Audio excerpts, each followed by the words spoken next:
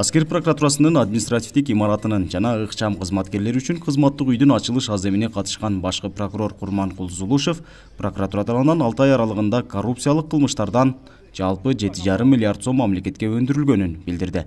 Жемкорлукка каршы күрөшүүдөн өндүрүлгөн каражаттардын эсебинен мамлекеттик кызматкерлерге натыйжалуу иштөө үчүн зарыл шарттар камсыздаларын айтты. Ушундай коррупция менен күрөшүү мындан ары дагы тандоо эмес, чыныгында уланса, мамлекеттик бюджети толсо, мындай мамлекеттик кызматкерлердин, врачтардын, мугалимдерге да толук шарт түзүп берүү, ипотекалык курулуштар өз максатына жетет деген ойдомун. Урматтуу кесиптештер, бүгүнкү кубанычтуу күн кут болсун.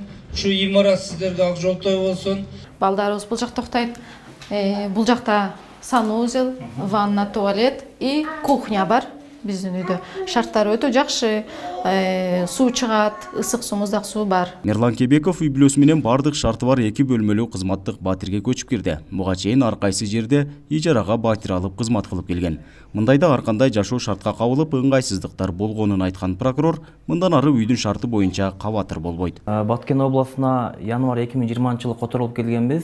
Буга чейин Бишкек шаарында болгонбуз. Бишкек шаарында батирди ижарага алып жашайт элек. Андан кийин Кадамжай биздин жумуш ордубуз Кадамжайда болуп, Кадамжайда ижарага алып жашап, эми бул жака азыр эми заманбап жакшы үй салып берди. Буюрса уже 2 комнаталык үй тийди бизге. Үй бүлө менен ушул жерде жашап атабыз азыр эми жакшы бардыгы.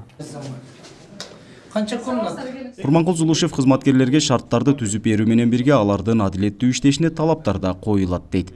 Ошол эле учурда мыйзамдарды көзөмөлдөө жана сакталышы күчөтүлөт. Башкы прокурор акыркы жылдары мамлекет тарабынан прокуратура кызматкерлерине шарттарды түзүү жакшырганын билдирди. Кызматкерге иштөөгө шарт, жашаганга шарт түзүп берсе, мыйзамдуу чечимдер кабыл алынат, жумушка болгон мындай кызыгуу пайда болот да, ошол максатта мына мамлекет шарт түзүп берип атат. Биз прокуратура системасы боюнча талапты коюп атабыз.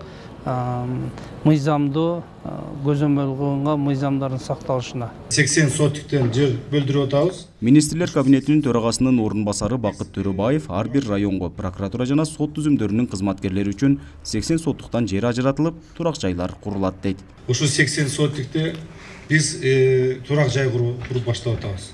Ошол жерде прокуратура системасы иштеп аткан, сот системасында жана башка эгерде ротация менен келген болсо, ошол жерде ошо турак жай менен камсыз болушат да. Бул жагынан биз дагы кабинет министрлиги көзөмөлгө алып атабыз. Кудай буюрса, быйылдан баштап ушул ишке кирет курулуштар. Аскер прокуратурасынын Баткен облусундагы өкүлчүлүгү буга чейин Кадамжай районунда жайгашкан. Административдик имарат жана кызматтык үйдүн пайдаланууга берилиши менен облус борборуна көчүрүлдү.